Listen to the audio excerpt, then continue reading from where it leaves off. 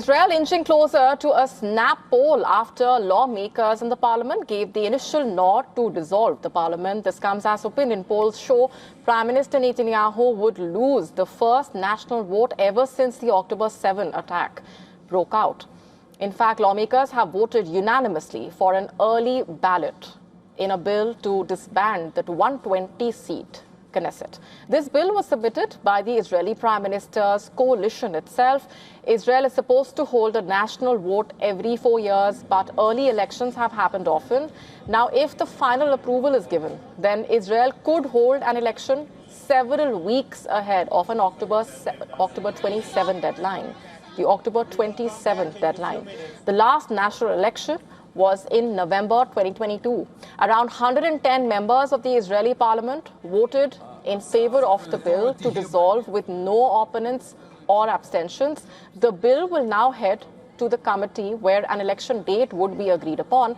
After this, the bill would head back to the Israeli parliament for final approval. The vote comes at a pivotal point for the Israeli Prime Minister, the country's longest-serving Prime Minister. Opinion polls have consistently shown Netanyahu's governing coalition falling short of a parliamentary majority. A recent survey conducted by Marifs showing that 55% want Netanyahu to drop out of the race, while only 38% want him to stay. Netanyahu's main challenger is Bennett, a former aide who ousted Israel's longest-serving leader in a 2021 election and became Prime Minister himself.